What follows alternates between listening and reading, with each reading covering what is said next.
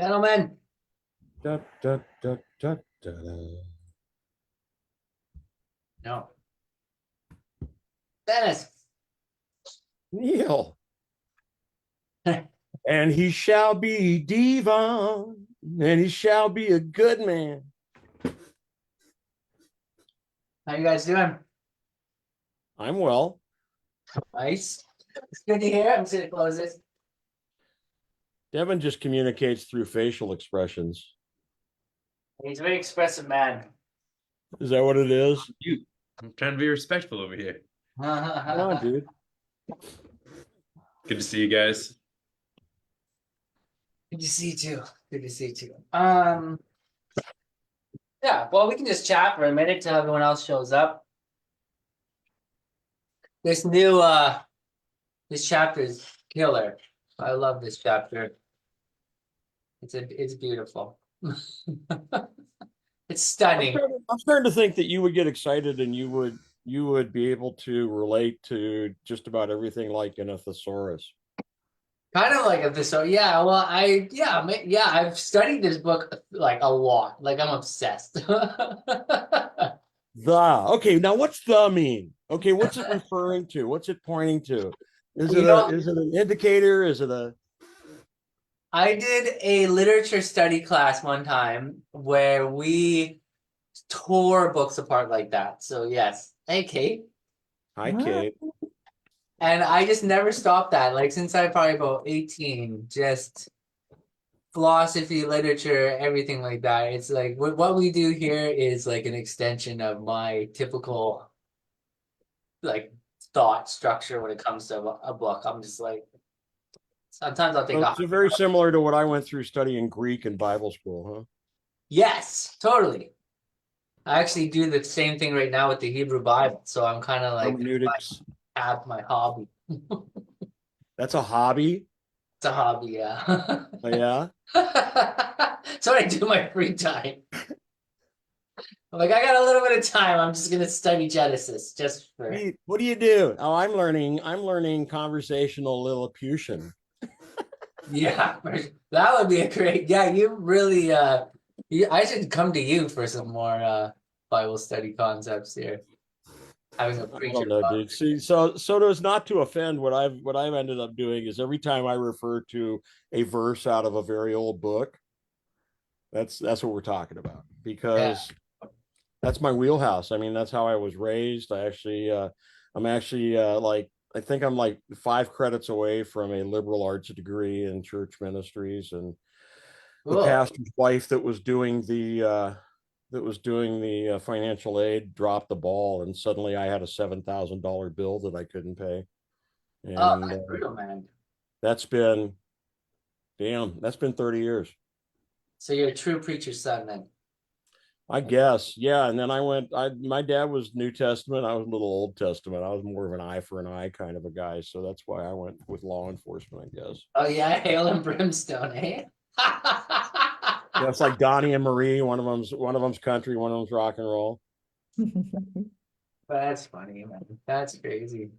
I love that the whole police officer story too, like the juxtaposition. I used to get in a lot of trouble with the police, and when I was younger, I was a young man, and so many times I would get into conversations with police officers and just dig into them and find out that they were, artists and movie produced people who were like, they got to 35, 32, 35, and they just were like, oh no, what am I going to do with my life? So they kind of became a police officer or something like that. Here's the deal, dude. Once you it's like taking on the position of a coach. Once you operate in that arena, there's nothing you can't do. I've been up in front of 150 people that didn't like me and calmed the crowd. I've gone one-on-one in bar fights. I've taken people down at 3:00 in the morning that had felony warrants, and I was the only guy there for miles around. I mean, it's just it instills a certain level of understanding and confidence. That's that command presence that everybody talks about. And it's funny because I tried to tone it down and it doesn't happen.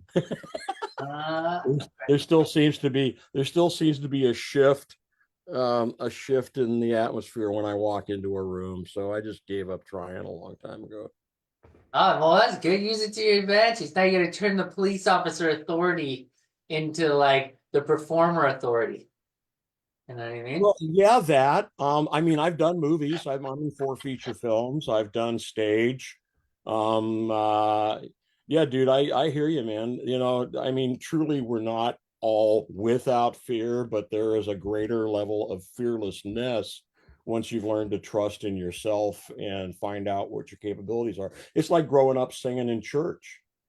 It never occurred to me until the last 3 to 5 years since I got back into it, the incredible inherent value in being in a position of unconditional love and getting to explore your vocal range and the things that you can do with your voice.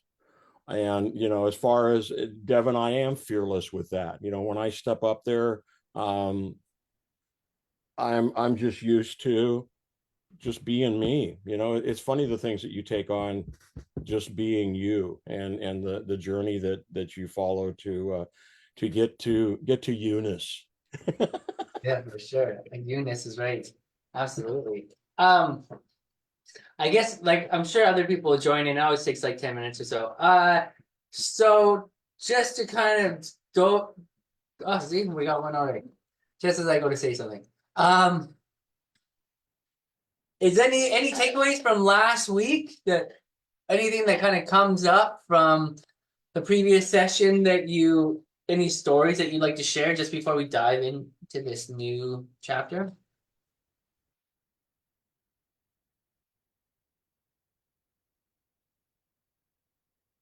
Okay, I'll share a little bit of one, and then we'll head into it. I found the Hey Brady, nice to have you back, man. I'm loving your stories. Actually, I'm loving both Devin and Brady's Instagram stories. You guys inspire me on the Instagram, Facebook story platform. That's you're hitting it heavy. I'm loving it. That's before I get to you, Dennis. Yeah, the I've had a couple conversations in both of them with my clients and with myself and people I know about kind of having your lifestyle ideas fleshed out before you go too deep into whatever business that you're pursuing, like anything that you're pursuing, and being able to say no, and how effective saying no is in situations and creating those boundaries so you're not burnt out. So just as a quick thing, my last week's stuff really affected me. I was like, wow, I'm taking this into the future. So thanks for co-creating that world for me, Dennis. I'll be vulnerable and transparent. So Neil and I had the exchange last week when I blurted out something and didn't raise my hand. And his comment was, "Hey, you know, if you're going to make a comment, raise your hand." And we had a conversation in a coaching session that we had. And I said, "Dude, I said that embarrassed the hell out of me, but it didn't embarrass me because O'Neill corrected me. It embarrassed me because I felt badly that I distracted Neil from what he's doing, and I know that the position he's in is important, and you plan and you try to keep things going and you try to keep a flow going, and you know that I'm just like." And I said, dude, I really apologize to you about that, because that's not how I want to be. That's not, you know, I respect you. I love you. I want you to do well. And the response that I got from Neil was really, really quite amazing. He said, dude, he goes, I wasn't upset. He said, I love how passionate you are. I love how fearless you are, how you're willing to jump in there and speak what's on your mind. He said, I just want you to raise your hand. And so I mean, that was, it's funny that out of every oh, here comes Coach Dennis. Out of every situation we encounter, there's an opportunity for transformation. There's an opportunity for love to take the reins, and there's an opportunity for growth. And that was one of them. And I love you, dude, and I'm always happy to spend time with you wherever we can. Cheers, man. I feel the same way. And I thought that we went for me, I thought we went even further in the sense of how that, because Dennis was like, yeah, I kind of threw you off. And I'm like, personally, for me, this whole thing is supernatural. Like I'm not trying to stay on the rails. I'm like, I really enjoy this. This is nice for me. I'm not like beforehand being like, okay, I gotta prepare for this experience. So it's just not, I like it. So we kind of talked about how Dennis felt like he could be throwing me off, and then how that could turn into him feeling like he's throwing off other people in life. And I said, sometimes it's good to just push the boundaries, and let other people push back. Let them be like, hey, no, that's too far, and have that dialogue and be able to see that line. Because sometimes there might be a huge gap between what you think is allowable and then what's actually allowable. Like maybe you think, oh, I don't want to go up to this venue owner and talk to them because that's going to disturb their flow, or I don't want to talk to this person at this convention because they look really busy or something like that. But honestly, you might be there might be a lot more wiggle room than you think of, and I think it's a powerful thing. Yeah, Dennis. And then we're going to jump. Yeah, go for it, Dennis. Then Absolutely. No, short. It's actually quite interesting because after our conversation and after I had some time to process what we went through, the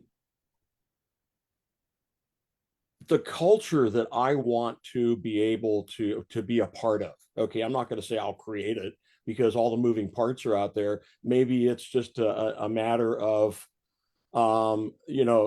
pushing the boundaries, talking to people, finding out what they think, getting them to set their creative juices free. But I actually had a conversation with the head of the Chamber of Commerce the other day about promoting me because I'm the only chamber member that's a performing musician in Calistoga. And so I said, hey, I'm going to be out there this Saturday doing some busking because I know you guys can't pay for a permit. And I said, and what's the permit thing anyway? I said, I don't know. I said, there is no way in hell that somebody goes out and has live music and it should cost $800 for a permit to do that. That's ridiculous. I said, we need to change that. There should be somebody playing in every place up and down the street here in Calistoga, and people ought to have a variety and it ought to be thriving and it ought to be a culture, and we should be known for live music and for artistry and all that kind of shit. They got half a dozen freaking art studios. Why shouldn't they have more people doing music? Is music offensive? No, everybody loves music. But for the city to say that there's some reason that it costs $800 to have a permit to do live music, that's bullshit, I think is the technical term. So I'm working to change that, and thank you, Neil, for encouraging that. Nice. That's unbelievable. Like, what? That's amazing. Jesus, I wish I had a little like celebration. I wish I had some confetti. Holy smokes, that's fantastic. And that's what I'm talking about. You just kind of, push a little bit and see. Sometimes things are just there because they were there before. Yeah, there you go. It's like that whole experiment where they put a bunch of monkeys in a place and all the monkeys do something, and then they put more monkeys in and the monkeys just mimic them, and like no one can figure out, I'm talking about, Kevin, Anyways, that's all I gotta say. Let's dive into this. I was just saying before Brady and Kate got here, this is one of my favorite chapters. I probably say that about every chapter, but and just because I think this is a great dialogue, especially since it's all coaches here right now, but this is true again for anybody who's watching this kind of stuff. But oh, Philip, nice.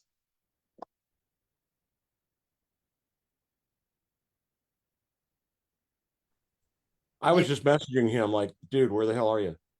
That's great. Yeah, pull him in here. So I think we want to start right off with this. People pay you not what they decide your coaching is worth, but what you decide your coaching is worth. So I'm really actually going to stop it there because I'd love to know what people feel about that. I think that could be a really contentious statement. And I'd love to know kind of, Dennis, you're on fire. I feel like now that you got the hand raised thing, now you're going for it. You got it. Let's hear it. Let's hear it, baby. Well, they call me the fireman. That's my name. Here's the deal. The value that you set on yourself it's a lot of different stuff. Like once I figure out what it is I'm doing here, and I get clear direction, and I get everything rolling because I'm still learning a lot. Man, I love you all. I'm learning so much from each one of you every time I talk to you, each time we interact, and it's very cool. And Philip's successes, and Jane off doing her camping, and Devin with something about a book. I didn't quite figure that out, but I'm excited. I don't give a shit, dude. I'm excited for anything you're excited about. And so depending on where you're at, if you're needy, if you're like, I don't know if they could afford that, that's going to restrict you. So what you need to do is you need to sit down, you need to be honest with yourself, and you need to determine what the value is. And ultimately, a lot of it's going to be determined by what your peers have to say about it, what people have to say, they can or can't do. And once you determine what your value is, stick with it. Because when somebody else sees that value, they'll come around. If they don't see the value, it doesn't matter what you charge. If they don't see the value in what's going on there, in that interaction, in what's happening, in your simple perspective, in your loving manner that you're speaking into their life, if they don't see the value, whatever the price is, then it's a lopsided interaction. I think. Yeah, I want to hear. I want to hear what other. This is I can tell from the silence if people are thinking about this. So I would love to hear. I love that, Dennis, and I want to see it roll along a little bit. See if we can catch a vibe here. Yeah, go for it, Devin. What do you got? What are you thinking, my man? I think it's a really interesting frame to think of it in. Like in all business, we don't decide the price. I would choose to have my car repair a different price if I set the price. I'd probably choose to have dinner be a different price if I were the one choosing the price. I'd choose the parking ticket to be a different price. Totally. Yeah. But like nowhere does the customer really set the price. Mm. And I think it's helpful to just remember that like that's kind of just how business operates. Mm. And I'll maybe just share my personal experiences with increasing rates and setting rates. And every single time that I increase it, I go, gulp, how could they possibly? And oh my God, that much? And it happened with like music first. And I reached out to a producer and I was like, what do you charge for this? I don't even know what to ask. And I asked it and I got a yes. And I was like, oh, that easy? And then have ended up doubling it. And I got a yes then. And it was the same thing with coaching. And I realized how flexible the fee is. And the craziest shift was realizing that it was easier to sell more expensive things. Mm. So when I was trying to make it affordable, it was actually harder to sell. And then when I was just like, yeah, it's this long, it's this much, great. And they're like, yeah, sounds good. How do we get started?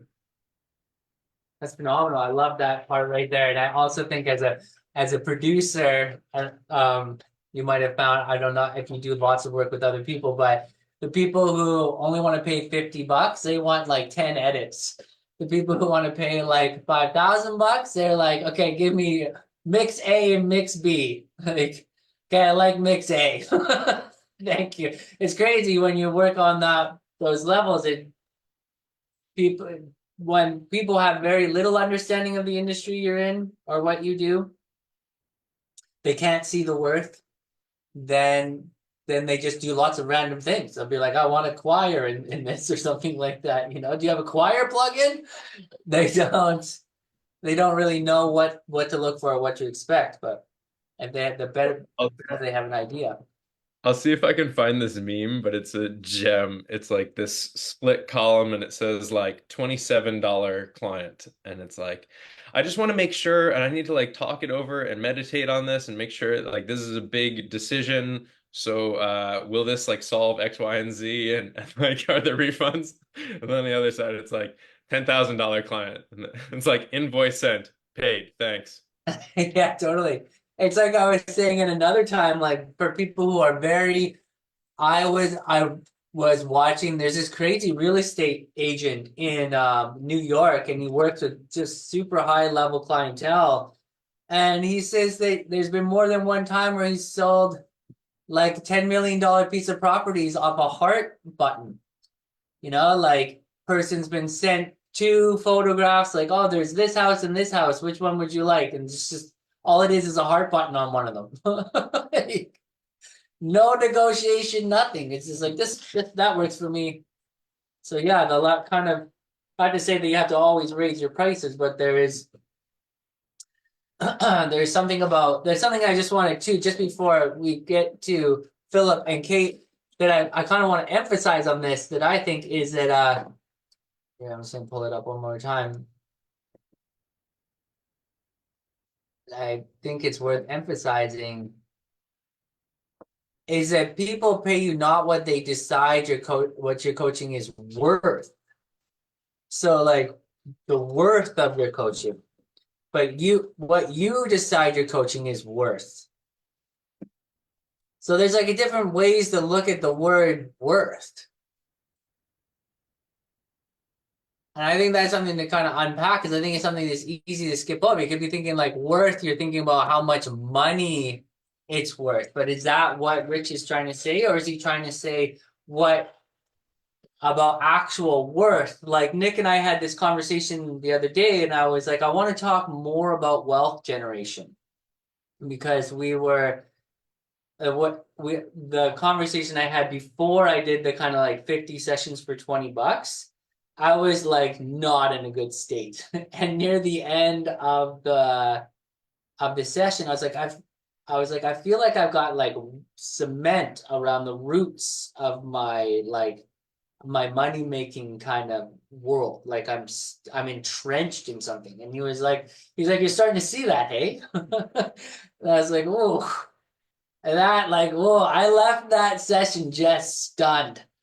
And but in a good way, in a really good way. It made me unpack a lot of stuff and break up a lot of stuff. And then the session we just had was about going back and looking at all the things I had kind of done in my life and detailing them and using those to really kind of to create the story of worth and get really detailed about it because that's going to show up in how I'm being.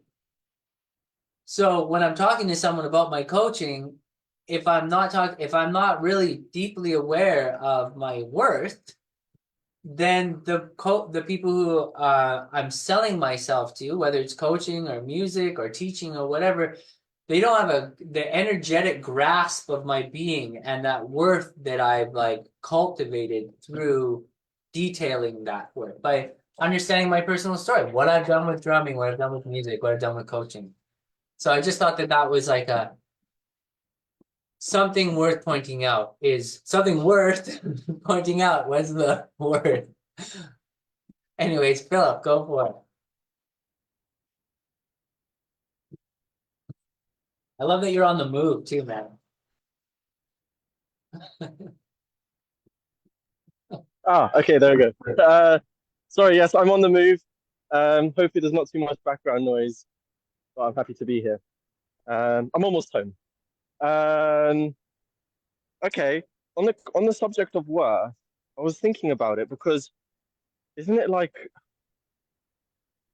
I'm gonna use the word almost an insult because imagine if you've got somebody who's charging like 20, 40, 50, £100 per hour for coaching, and then you've got someone who's charging 500 or £1,000 or dollars for an hour of coaching. What is it to describe that one person's coaching as worth 10 times more than that first person's. Like, I mean, the scarcity mindset that's still part of me kind of just has a little bit of a process still to relieve myself of this, because when I see, like,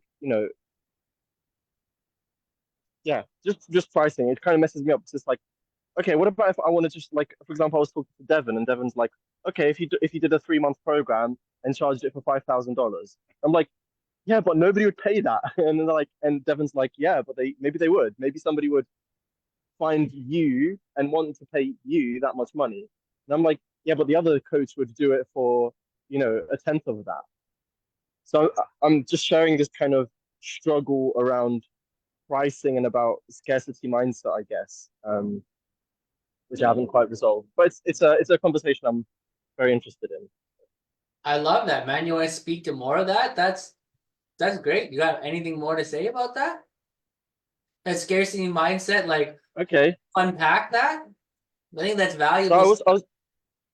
I was contemplating it, and I was thinking about how, for example, if you get a bottle of water from uh, a newsagent, a local shop, small shop, it'll be like £1. I'm just going to talk in pounds because I'm British, essentially, even though I live in Poland.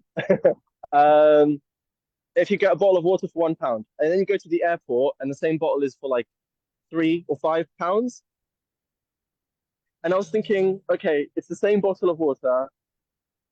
What's the difference? The difference is that the people who are paying £3 to £5 for the bottle of water in the airport or hotel lobby or train station or something, they're in a different place, literally, and emotionally and spiritually. They're in a different place. The person in the shop is looking for the best deal, whereas the person that's in the airport is looking for the convenience because they need that bottle of water right now. Plane's about to fly. They haven't got a choice. They're going to pay £5 for that bottle, even if it's worth £1, right? So I was kind of thinking about how that's sort of a parallel, because it just depends on the place, the metaphysical, the spiritual place where somebody is, that they'll pay that or they won't pay that. You got more? I feel like you got more. I'm gonna just pull it out of you. You need to prompt me with a question, because I don't know what more should I speak to. Well, so you're talking about context and individuality. One thing I want to just say here is, is your coaching a product? Is there more No, than it's one completely of different. you? Like, is there more than one? Are you like a bottle of water, or is there just like thousands and thousands of bottles of Philip? Can I get a bottle of Philip like at any airport or any store? Like, I wish I'd get a bottle of Philip then as well. yeah, exactly. So maybe people got to go. There's only one bottle of Philip. So how do you put a price tag on one bottle of Philip? Okay, fine. So Devin was saying charge $5,000 for your coaching for 3 months. Okay, fine. I'll just charge 5,000. Even though that's why I said it's almost an insult, because I just paid Neil for coaching for $20 an hour. So how does this even compare? Like, I'm gonna pay Neil $20 for coaching, but I'm gonna charge my own services at 5,000. But It you doesn't make sense. My rational brain doesn't like it. okay, I hear that, but I'm the reason why I charged $20 an hour for my coaching at that time was because there was a whole bunch of other factors of my business that I wanted to explore. Like some of the things that came from doing that was that suddenly my calendar was flooded and I had to coordinate a whole bunch of calendars. Dennis, actually, I double booked Dennis twice. I'd rather double book Dennis twice at $20 than at $10,000. You know what I mean? So it's less about my client and the value for my client as it is for certain details that only certain types of pressure could put onto my business. Like having a full client roster requires me to think about when I'm going to practice piano, when I'm going to practice drums, how I'm going to utilize my calendars. What if I have to go away for gigs? Like all this stuff that has to do with my life is then factored in to that. So that's like that to me is why I'm paying I'm having clients only paying me $20. Is my coaching worth way more than $20? My coaching is priceless. There's no amount of money you could ever pay me. You can't buy me. You know what I mean? So the value of a coaching experience with me is really like a negotiation about something entirely different. It's about you and what you want and what you can afford. You know what I mean? So when you're asking, when you're saying it's $5,000 for coaching, what you're saying is I'm looking for clients who can afford to spend $5,000 to experience what's actually priceless, which is being coached by me. You know, so it's like it's about completely other things than, because there's only one of you. There's like, yeah, and you can only be at one place at one time. You know, there's only so much you can do. I think, I think, yeah, if I could speak to that, I think my rationalization would be something like, if I would be coaching you for 3 months for $5,000, I would care so much. I would be like on WhatsApp, I'd be sending you voice notes. If you said you want to do this, I'd be researching that thing for you, trying to find you links, trying to help you out, like solve all of your things. Like I would be putting so much effort. Whereas if it's like, oh, I'll do it, per hour, then I'm going to do the hour. And then at the end of the hour, I'm gone. I might respond to a message or something. So yeah, I some part of my brain is kind of taking it and thinking, okay, maybe, yeah. So then, just I want to keep going on here because there's more people, but that right there, so that's the enrollment scheme. How do you connect that with other people? Because that's where the value lies, right? At least that's what I would say. I don't know if anyone else would agree, but that's kind of because it's not so much about whether you would do it or not. It's just really you just need to be able to get one person in the door who has who experiences that and then comes back for more. Kate, though, let's hear what Kate has to say. Thanks. So much going on in that conversation, and I wrote down some words as they came through. And like the most recent bit, when you talked about if Philip, when you said if it was if $5,000 for 3 months, or whether it was a $10 for 1 hour. And Rich Litvin talks about when he's coaching, if you were to observe him, you would not know whether he was being paid $50,000 for an hour or no dollars for an hour. He coaches in the same way, no matter what. So he doesn't place focus on the money bit. He simply does what he does, and he creates so much value, or the person that he's coaching perceives so much value that they decide what that value is to them, and they're ready to invest in themselves. So that sort of distinction, I suppose, that the client isn't perhaps deciding what your coaching is worth, but they're exploring an experience or a shift that they're having, and like how much would they pay for that? And that they set it from that place. There was some elements a little bit around comparison. So you talked as well, Philip, well, how could I possibly say, well, I want to charge $5,000 for 3 months and I'm paying you, Neil, $20 an hour. And is that relevant? Because it's your experience, their experience, and if we start comparing, then we go with all these thought traps start springing out.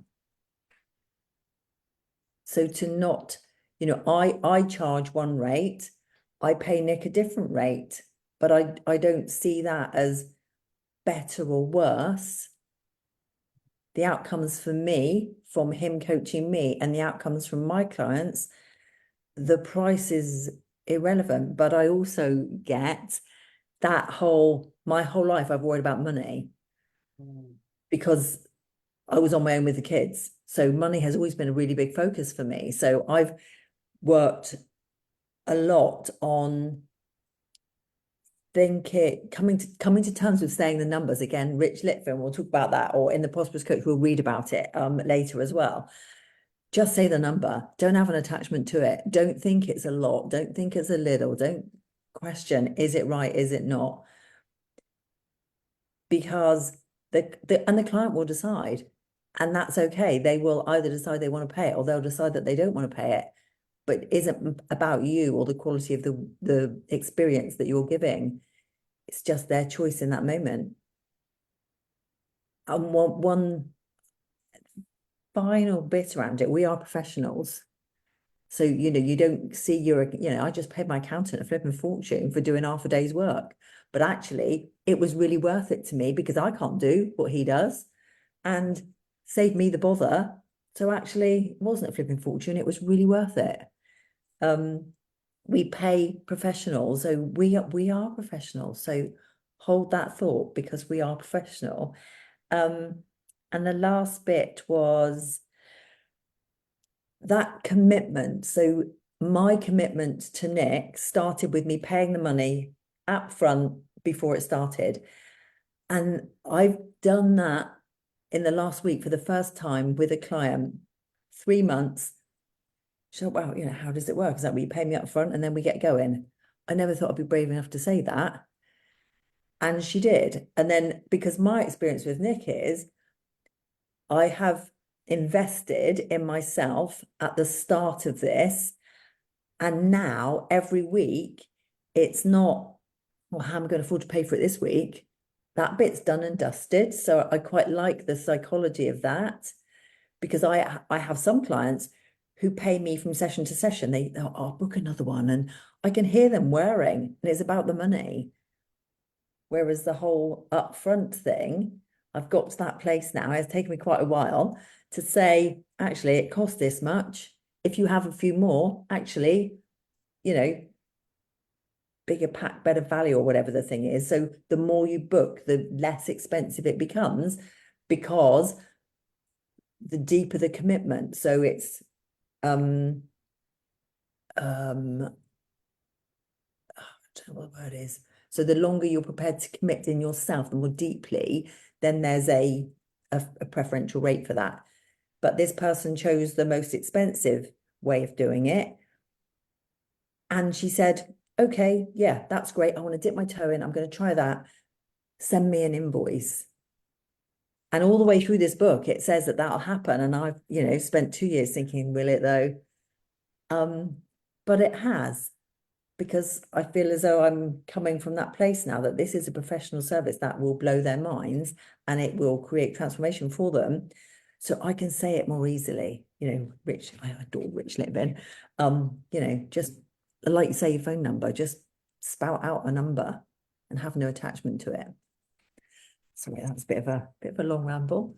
No, that's fantastic. There's so many nuances to that. Just to work backwards, I really I feel that worth thing there too. Like what you're saying is that it took you 2 years to kind of believe it yourself, and you believe it yourself, and then it starts to come into your reality, and I'm sure, like Layla, she's not here today, but she works with people on tone of voice and body posture, like where they look when they say things, So if you're like, yeah, it's gonna be $30 a session, and you like those, you're not even gonna notice those kinds of things happening because they're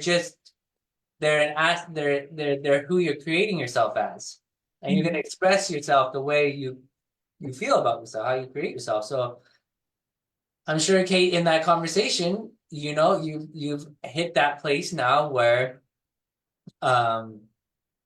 you just look the person in the eye and you're comfortable, and you just say, this is what it's going to be, and you feel like it has its worth because you've decided that it has that worth. And then the client goes, okay, there's something here,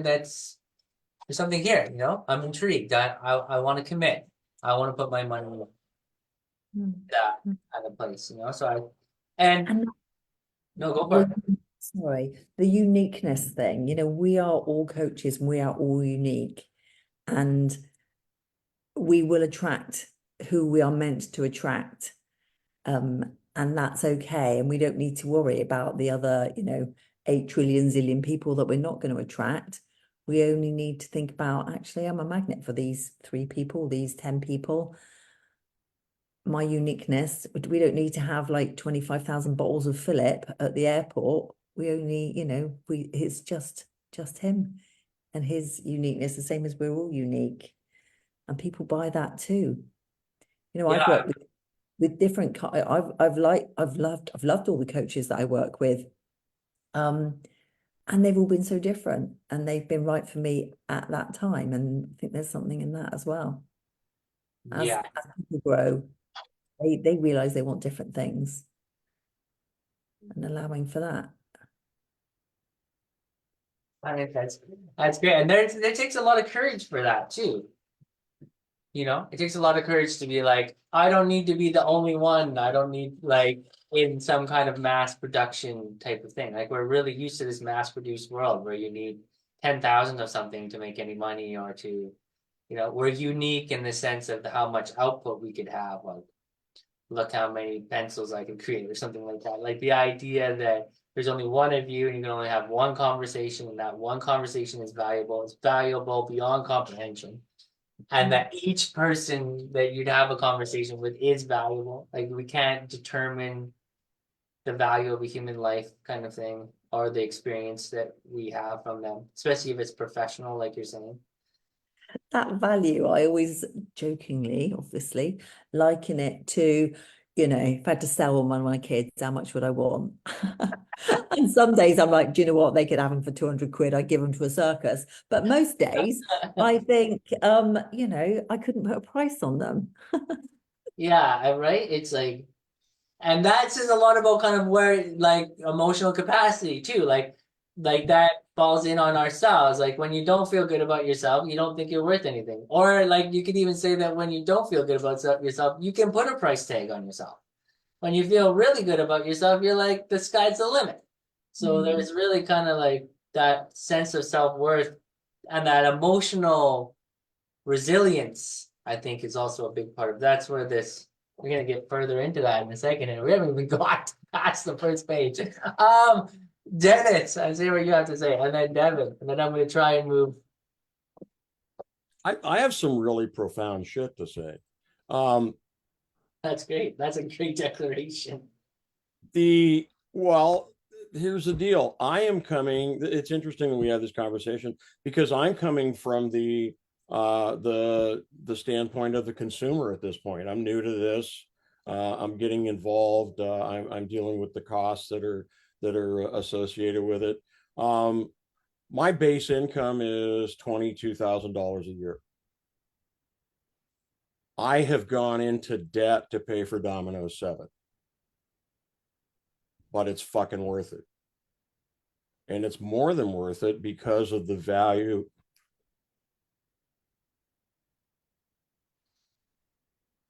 It's more than worth it because of the value that I've gained in you and Kate and Devin and Alexis and Philip and Brady. I don't even know Brady, but I know he's valuable. And not only that, but the mirror that has been placed before me, where the people who now love me show me who I am and what I can be. $1,000 is a lot of money, but it's not when it's worth it. And I'll find a way to pay for it. I just got cut $400 a month by the guy that I was doing karaoke for because he's pissed off that I'm associated with the other bar. I know. Basically, that's basically what happened. But I could find a way to make money. I've always found a way to make money. I could never ever find a way to create this. And I want you to know I love you all, and that's why I keep coming back, because I'm hooked. And if we could go out if I could go out and do for somebody what you guys have done for me in this last 6 months, then there's going to be some really cool shit on the horizon. Nice. Nice. That's what I'm So talking about. whatever the value is, it isn't about the money. You have to place a monetary value. But when you know in your heart that you're worth whatever it is you're saying, whether somebody else sees that or not is where the actual exchange is going to take place. If they do not see the value, regardless of the monetary compensation, then they belong somewhere else. There's a lot of coaches out there. I mean, look, we're in this room. There's all these other people you could talk to besides me. But if for some reason something resonates and you want to come hang out with me, money's not going to be an issue. Money's just a vehicle to get to where, because everybody has to pay their bills. Everybody has to put gas in the car to run down to Napa tomorrow night to go play the new open mic just so I can, hook up with a different group of musicians. It's all an investment. Once you start seeing things as an investment in you, in others, the money doesn't matter. There's always going to be not enough money. There's always going to be more money. There's always going to be ways to barter. There's going to be ways to generate wealth. But even when you're talking about the money, this ain't about the money.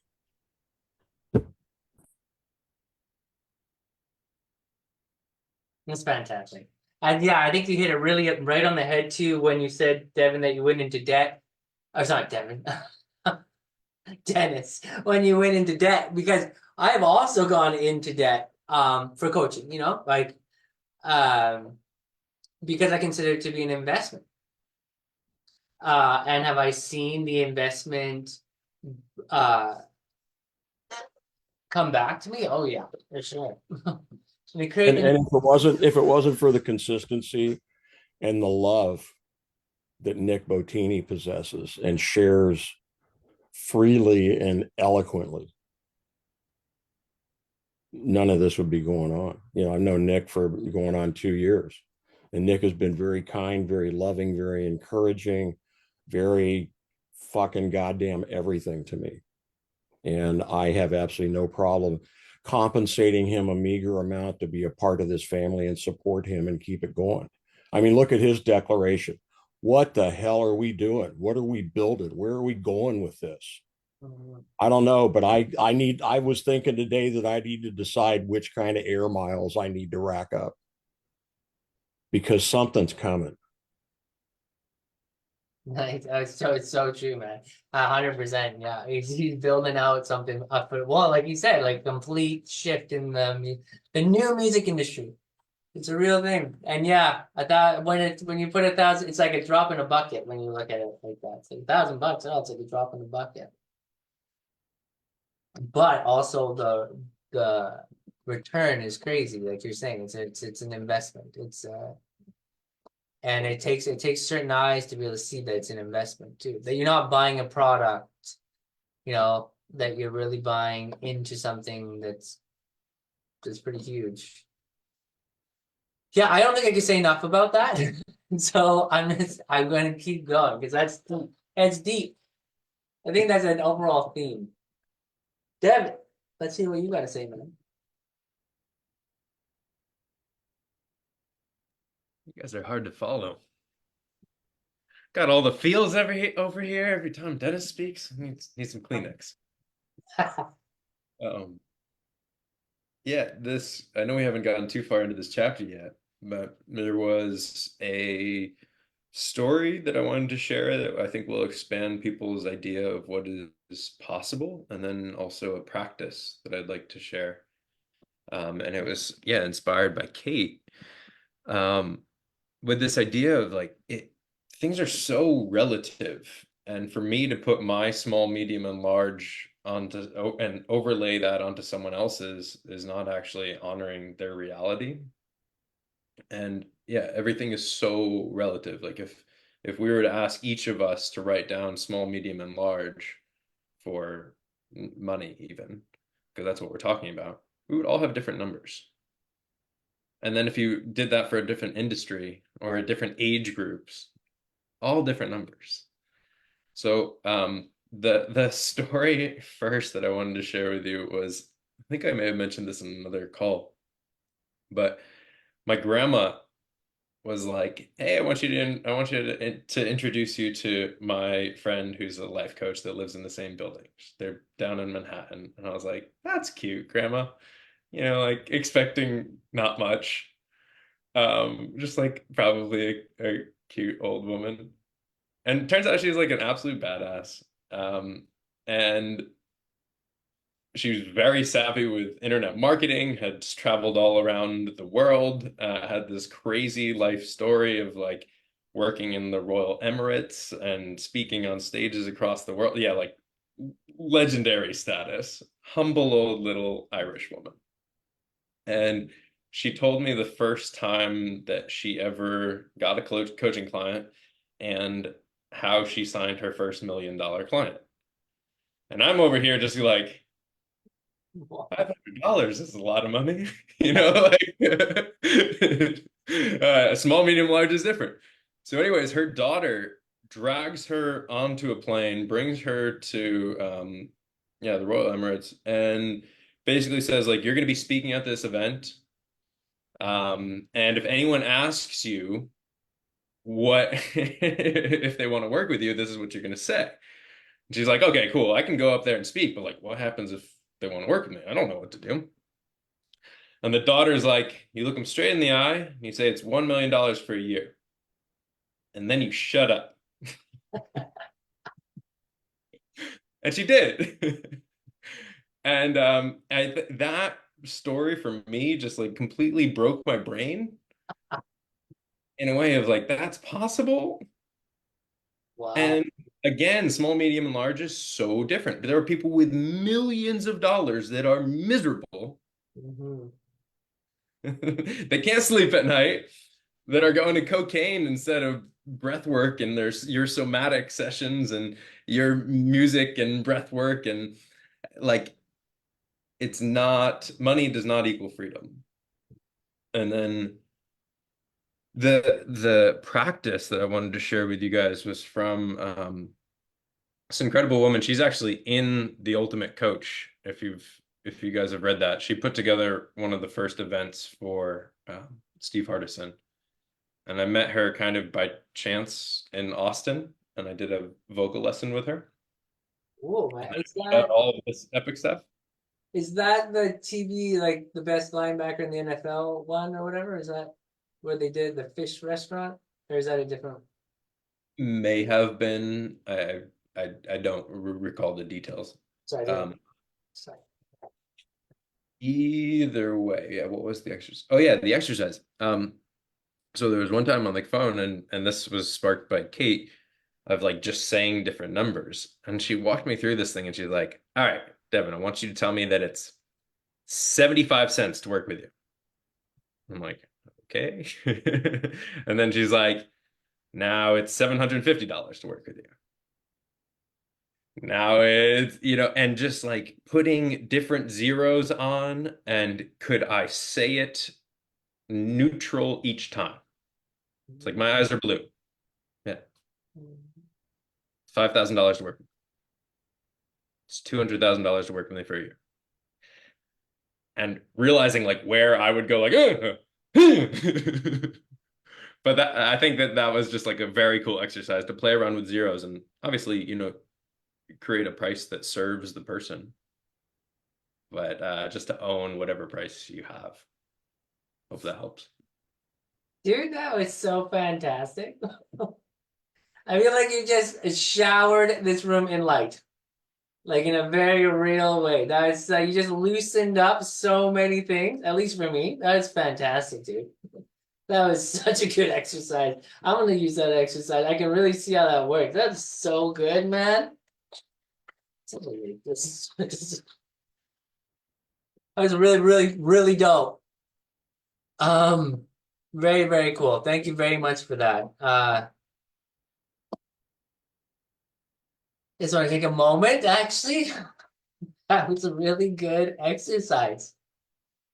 And that woman sounds brilliant. If you can ever get her to come and hang out with us and just tell her story or something like that, I would be over the moon. Okay, I'll get both of them. Just let me know when. cool, man. Cool. Let's work it out. Okay, I'm loving the beginning of this chapter too, because let me take this out of the way, baby. So, standing at the front of the Fairmount Miramar Hotel in Santa Monica is a magnificent fig tree that has welcomed visitors from around the world for more than a century. Figs also have some crazy spiritual meaning. I should have looked that up for everyone. But the tree is stunning at over 80 feet in height and with a breathtaking 167-foot spread of branches. That's crazy. Like, what is it, 10? A story is 10 feet, so it's like 16 stories wide. It's like a 16-story building on the side. I love to take clients to the hotel at the beginning of a coaching program. We sit on a bench that looks directly out at the tree, and the view is awe-inspiring. I take time to point out the remarkably thick roots that in many places protrude well above ground. You cannot see the majority of the extensive and deep root system supporting the tree from beneath the ground. This is a wonderful metaphor for how a strong and deep foundation is needed for us to achieve great things in life. To become a highly successful as a coach, you need to master 3 principles. And I'm just going to go through the principles because it's like the last of the page. You need to master the business of creating clients. In fact, to be highly successful, you need to love creating clients.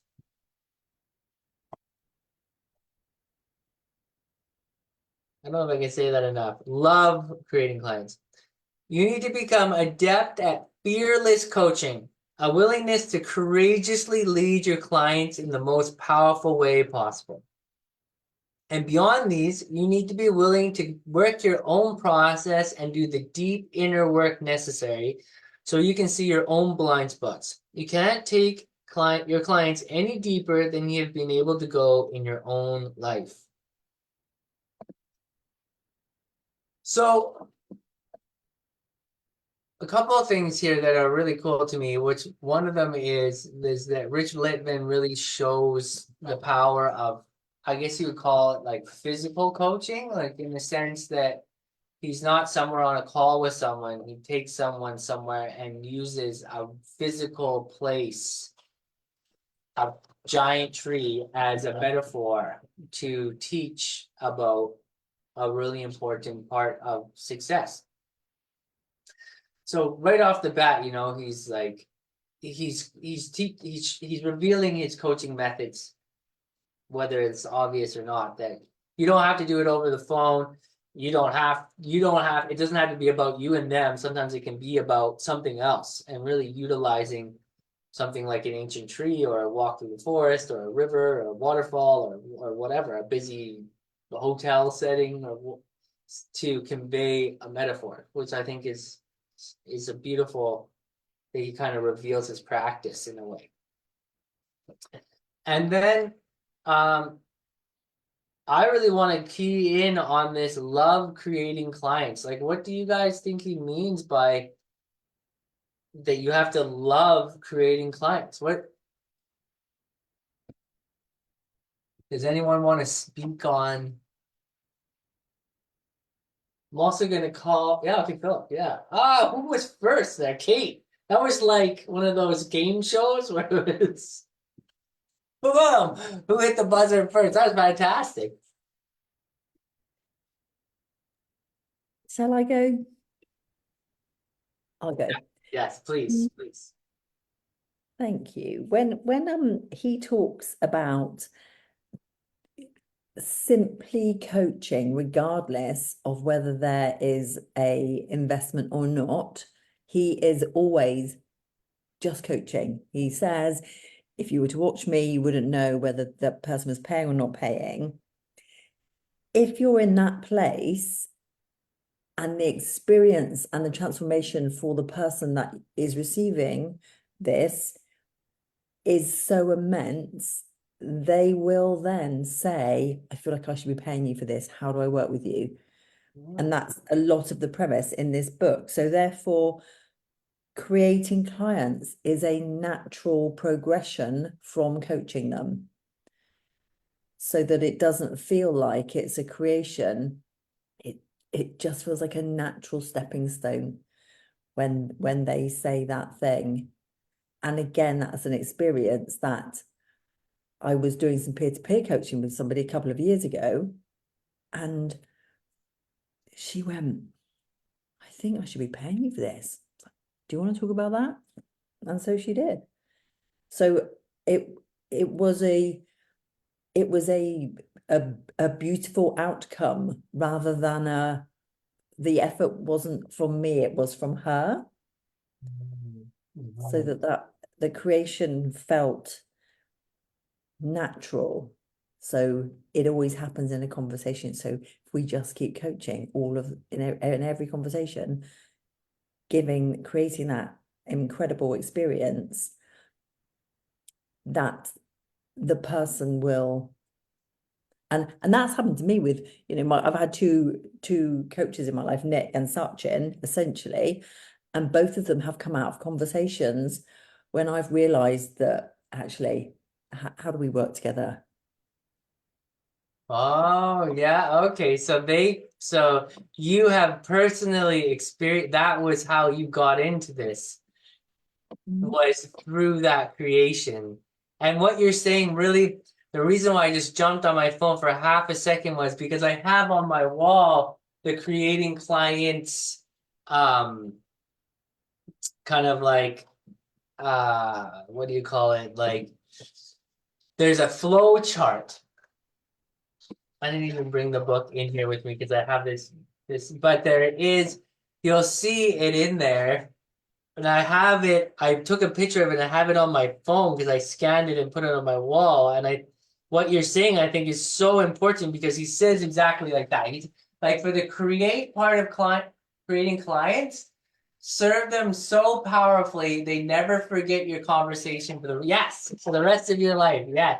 Exactly. If you've got the books, guys, I'm sorry that I don't have, just check that out, because Kate is nailing it in that sense, because it's that flow chart. You connect with someone that you want to speak with, you invite them to a professional conversation, you got not a social one, and then you give them the most powerful conversation so they never ever forget it, right? And then, like you're saying, and then you propose, are you in? And they're like, hell yeah, I'm in. And so yeah, I definitely agree. So would you kind of say, just to clarify, that the loving client creation is really loving giving powerful coaching conversations? Would you say that that's kind of the underlying? Yeah. I love to give powerful coaching conversations. I also love a spreadsheet, as Dennis knows. So I know that 50% of the conversations I have people are investing in themselves and paying me, and 50% aren't.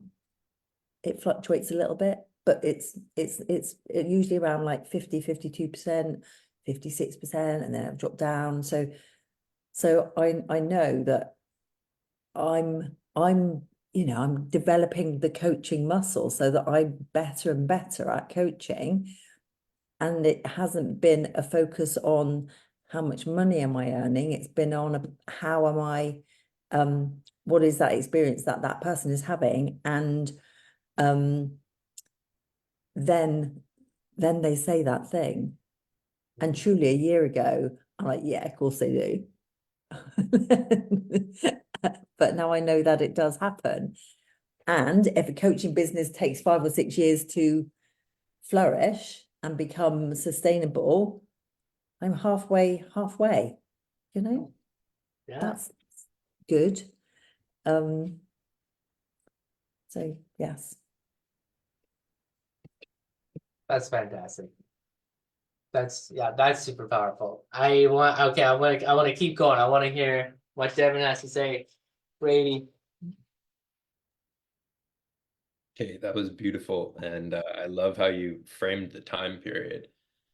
Because I think there's this, this was not planned to say, but I think there's this false dream that's sold that's like 90 days you can be a successful business owner. Just join our coaching for coaches. And it's like all other professions, like 4 years for a medical degree, or like you pay your dues. And I don't think it's any different in this profession. Not that it can't take long or faster. Um, as far as the tree, it made me think of this other line in the book that was, I ended up highlighting it the other day, and it was the only decision that it was in the disciplines, and it was the only decision that they should have to make is, do they want to continue? Like that's the only decision. And then with the tree, it's, oh, right. Coaching is about giving someone the experience. And that could be, hey, this tree helps them have that experience. It could be that dangling light bulb in a shack by the whatever he says in the first chapter. Maybe that's the experience. Yeah. But it's again, it's giving them the experience and going, do you want to continue? And I'll just leave off with I was actually creating a resource for someone today, and I don't know if you guys have ever seen like focus wheels. It's one of the most powerful journaling exercise. I can share it another time if you guys want. But I did 3 around. I did 1 sales, marketing, and money. I've got some work to do there. And one of the insights that came out that I wanted to share was, until I feel that sales, marketing, and money are equally as much my art and service, I will resist them. Yeah. Yes. You know how many artists need to know that? Oh, I was like, there's so many times where I'm just like, like I can't say I'm not in a coaching conversation. There's so many times like an artist or a business person or someone, their stuff goes by me on Facebook or something like that, and it's just, I'm like, oh, if you just looked at the whole thing like it was your art, just the whole thing, there would be so much more. Like to me, like a advertisement on a bus is a piece of art. Like the whole world is a piece of art. Everything that's happening is art. There's no like business in art. It's just art. You know, it's just art. So that's just a gorgeous, and service is art. Everything is art. It's so magnificent. Yeah, that's all I gotta say about that. Great. That's fantastic. Devin, will you say that one more time? Yeah, I was gonna type it, but I'll just Yeah, say please type it. And I do want to share this process with you. It's so powerful, but I can share the video. I can share it another time. Until I feel that sales, marketing, and money are equally as much my art and service, I will resist them. One more time, just for those in the back. Until I feel that sales, marketing, and money. God, I need this. Thank you. This is serving me too. Until I feel that sales, marketing, and money are equally as much my art and service, I will resist them. One more time. All right, everybody, guys. Until I feel that sales, marketing, and money are equally as much my art and service, I will resist them. Yes. You're making me emotional over here. That's great. That was fantastic. It's really important to me. This hits close to my heart. That's why it makes me emotional. Because I just see so many artists, so many people that just don't thrive because they want an edge between those things. And that's just. Is that all you wanted, Brady? Or do you want to jump in there? You got more to say? I got something to say.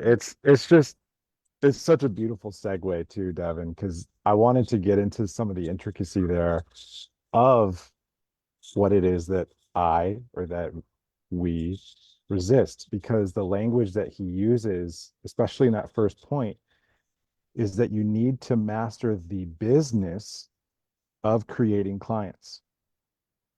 You need to master the business. In fact, to be highly successful, you need to love mastering the business of creating clients as much as you love coaching them. and I'm relating this to really the metaphor of the tree. It's like, for a strong, deep foundation to occur, we have to master the business of creating clients, become adept at fearless coaching, and be willing to work our own processes. And it had me reflecting on this symbol of business, the business of creating clients, because there is a way to do all of this. Like, and something I've just reflected on is my experience of like serving intuitively and my experience of serving strategically. Like connecting with people intuitively, connecting with people strategically. And the strategy is something I've resisted because of the energy that business has had. Like marketing and sales for me, like, and Devin, we were kind of weaving on this lightly yesterday. It's there's such a fine line between persuasion being manipulative and not being manipulative. There's such a fine line for this in my experience. And I have wounds, deep wounds around being manipulated. But to bring it around, it's like the business of creating, like, how can the business of creating clients be something that's aligned, embodied, congruent, light, right? Like filled with light. That is also true. And when I remove the energy of manipulation, the energy of strategy, however useful and kind and loving those, can be, it becomes this experience of falling in love with the process of creating clients. And in my experience, that has just happened. Like, I have protected myself from the process of creating clients by not being clear about what it is that I do. That's a big one. It's a big one. It's a big Can you one. play that one back? I have protected myself from creating clients by not being clear on what I do. And because that's a part of the deep work. When I sit down to study what it is that my clients are experiencing and how it is that I'm co-facilitating their evolution, it shows me myself. And sometimes it can be challenging to see myself. Sometimes it can be uncomfortable to see more intricately how I have personally navigated what I'm supporting them through. It brings me face to face with my personal pain. And so it's such a beautiful design, to master the business of creating clients. I mean, it's just a perfect design. It's an incredible invitation. And for me in this moment, like, I am learning how to fall in love with the process of all of it, of the artfulness of being an entrepreneur.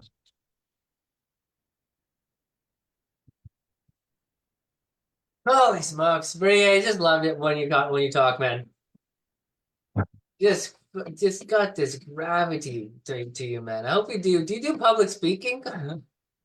I would love to get into public You speaking. should want people would just be eating out of your hand, bro. Like Thank you, brother. 100%. It just got this energy, man. It's full on. And it's fantastic. It's so well articulated and thought out and has such a fantastic feeling to what you're saying. I'm not only picking up a great ideas, I'm picking up a great feeling. And for me, that's like the ultimate part. Like when someone talks, but I don't get much of a vibe. I'm kind of like, yeah, okay, I'm picking up. It's intellectual for you. But when I'm like, when I can feel it, then I'm like, all right, this guy's an artist. This is happening. We're in the here and now. That's really great. I was really fantastic. And I want to point out one thing, and then I'm going to move to Alexis, because I thought something that you said that was really great. And I want to kind of talk about it for a second, which was like intuitive communication and the strategic communication. And I want to talk about it because this is something I notice a lot with artists. It's one of the things I was doing with Dennis. Actually, we were talking about how he could approach his the venue that he was working with to create a kind of to make the Wednesdays that he's facilitating better. And we were talking about the language kind of involved when he was talking to them on text. You know, and I was like, let's craft your text messages, and let's and I've done this with other artists as well, where we craft emails together. For myself, when I do emailing or something for a gig or a venue, I have like a mastermind group. I pass the email around, have people talk about it, and I'm strategic about it, to a degree, because after a while, the strategy, because I've fallen in love with the way that I want to do things and try to do it as authentically as possible, it becomes intuitive. Like the language starts to be there. And working with different artists, like looking at Dennis's text messages, I was like, cool. I took his text message and then I rewrote it and gave it back to him. And he was like, this is cool. This is more kind of concise. So, and the part of the reason of doing that was to kind of co-create, on one hand, the text message with the person I'm working with, and then also to show them the language that I generally tend to use that seems to be the most effective in communicating what I'm trying to say. And it starts off as a strategy when I'm working with the person I'm working with, and then they begin to develop an understanding of the language I'm using, and then it becomes their own. Then they begin to be artistic with it and make it into their own language. And then it's an effective, realistic, authentic communication. But there has to be a process of falling in love with the language of how are you going to communicate with the venue owner? How are you going to do it in a way that's actually in love with it? So that when you talk with the venue owner, you're not say trying to get acknowledgement from them. You don't hate them because they're a venue owner or like all these different things. You're actually just in love with the process of being in the industry of music. And it kind of starts strategically, and then it becomes intuitive, and then it becomes something you just fall in love with because it starts to flow. You get an email from someone and it becomes a big contract, and you can just say, and you already have the words. You're like, oh yeah, for sure. It's gonna like, that'd be $5,000. Kind of like what Dennis was, or sorry, what I don't know why I'm getting Dennis and Devin mixed up today in wordland, but what Devin was saying with like, you get easier at the language of like what you want, what you can say. Like, oh, $5,000, that's easy to say. So like it starts as strategy and then it turns into intuition, and then it seems to kind of turn into love is what it seems to that's what I get from you, at least in the kind of, is that similar? Does that tie into kind of what you're speaking to? Yeah, yeah. And I really love the way that you, like, I'm starting to already lose how the way that you said it, but perhaps you said once he learned the way that you were using language, the way that you were using language. Yeah, exactly. And like how that language creates and like the types of outcomes that come from that language because it's effective language, right? And then it starts sure as a strategy because you're looking to make something that's effective, though your intentions are to do something that's creating for lots of people. You're like, let me show you my vision. Let me enroll you in this situation. And then after a while, as it becomes embedded they see the language, like Dennis saw the language, and they just start to create your own version of it. Yeah. Someone taught Yeah. me that. Someone taught me in marketing, that kind of stuff. But now I do my own. At first, it was like, oh, it's scripts, and then I broke it apart and found my own authentic way of doing it until I fell in love with it. Now I love it. Now I'm like, why doesn't everyone market themselves? Like, let's strategize, let's mastermind. Like, don't just throw out emails and text messages. Let's talk about this. Like, what are you trying to create? How can And we what's be effective? Yes, and what's really beautiful in what I'm hearing you say is that you're really, it sounds like you're creating a new way to do it. And it's a way to do it that we have not collectively become aware of yet. And since we're not aware of it, we're kind of saying fuck you to the way that is currently available. At least I have. It's like the way it is currently available, it's like fuck you, I'm not doing that. Totally, exactly. And there is now it kind of seems almost like there's a lot of artists that are like, I don't want to do marketing, I don't want to manipulate, I hate being manipulated, all that kind of stuff. It's totally understandable.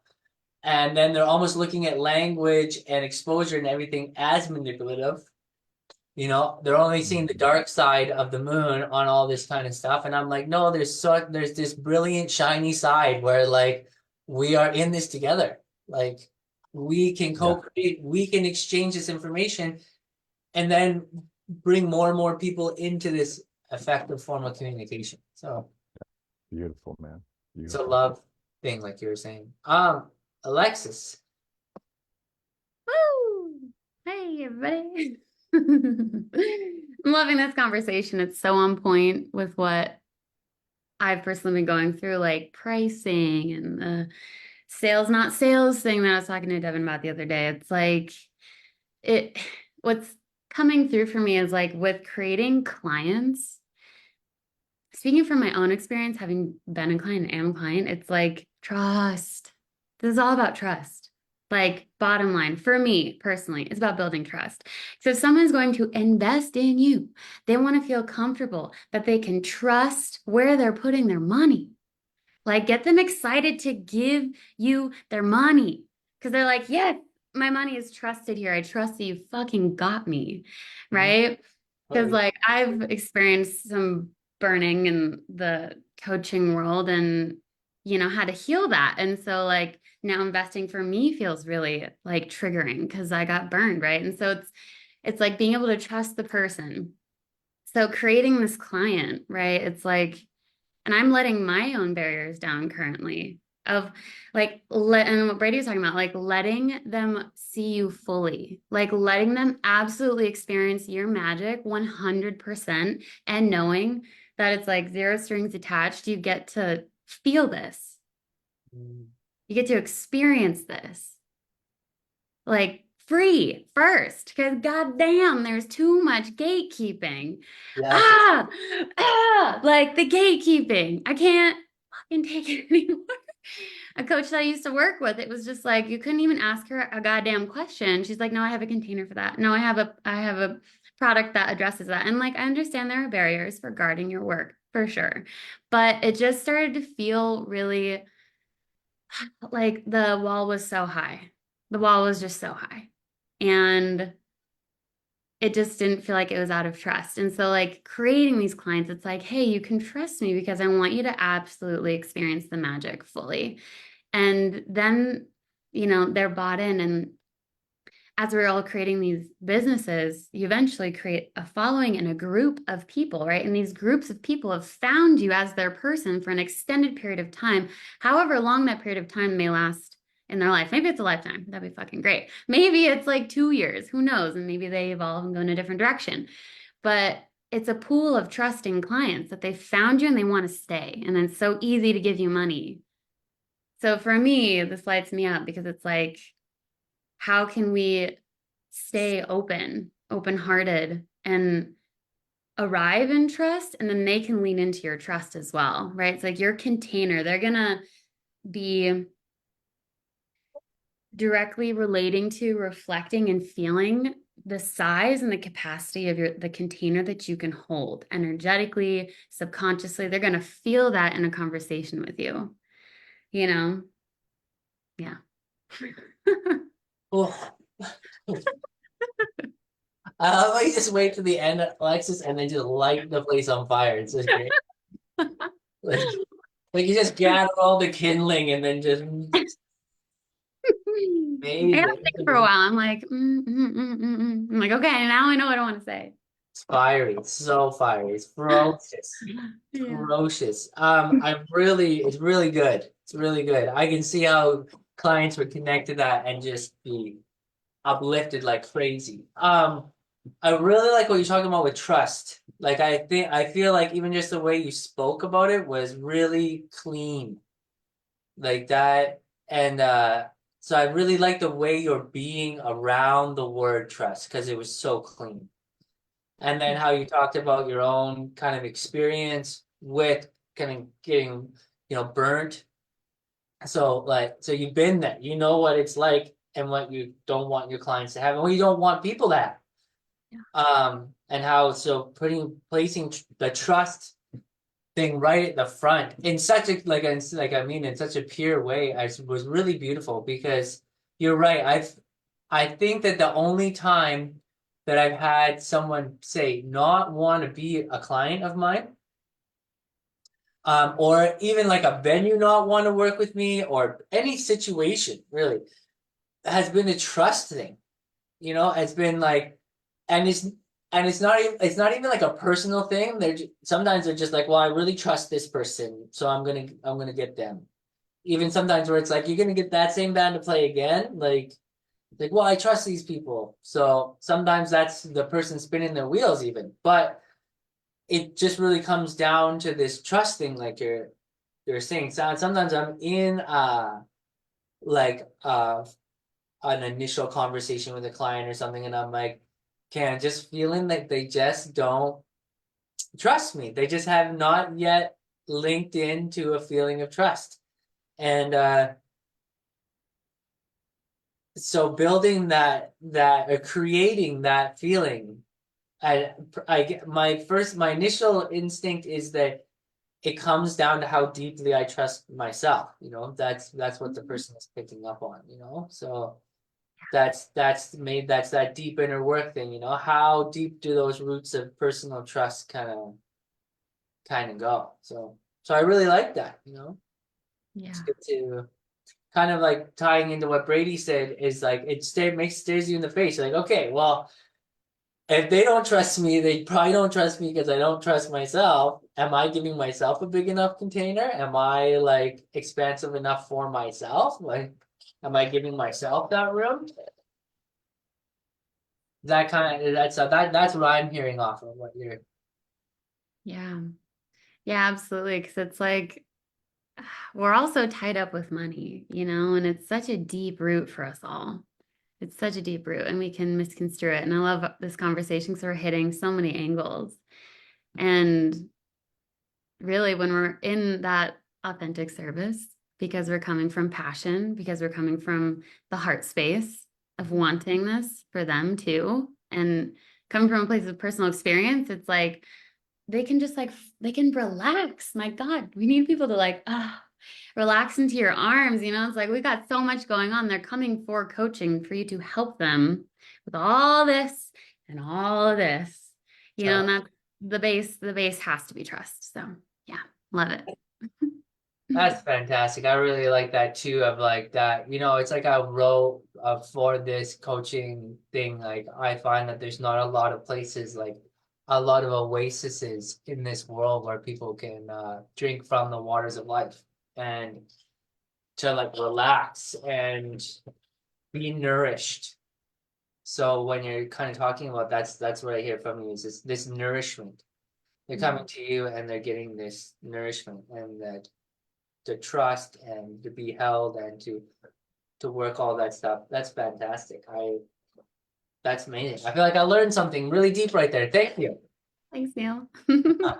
Um, I'm going to I think I'm going to pass the final comments off to Devin here. I think you're gonna close it out, my friend.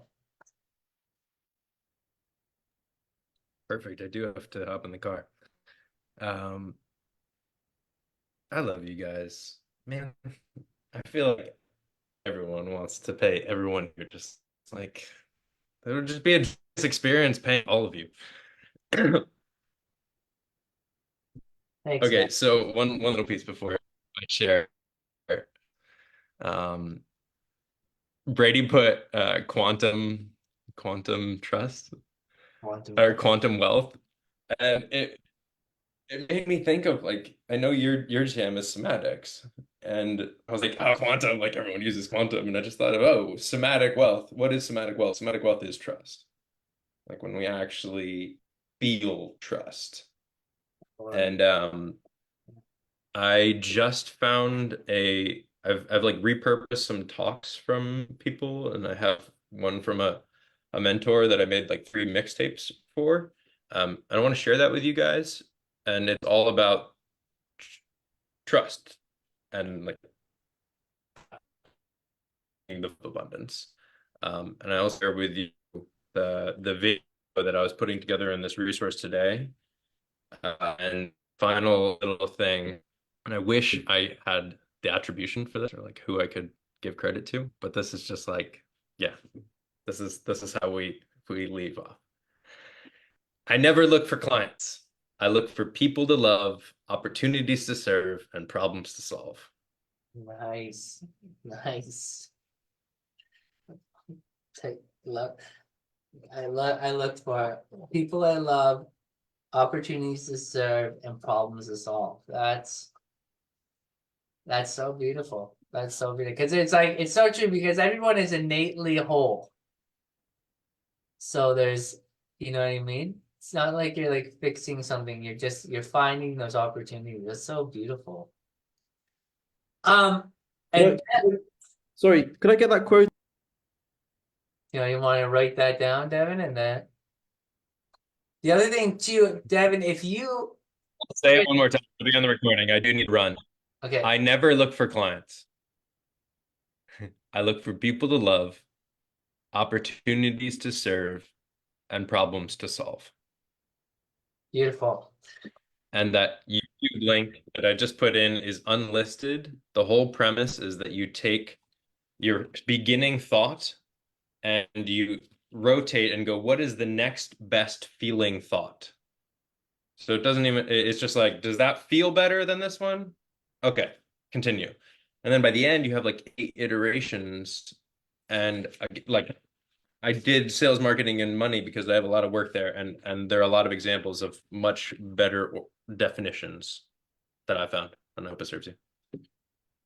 Yeah, I'm going to contact you after this because I would love if we could put some of this stuff into an email for people to refer to for the next session and everything like that. Is that cool? If I know you got to run, but Cool. I do need to hop, guys, and we'll talk. thanks, guys. This is another. This was thick. There's a lot around money and self-worth and stuff. It was thick. It was thick. So thank you so much for being so courageous and sharing everything that has gone on in this. Talk about transmuting the impossible, guys. Thank you very much. We'll see you next time.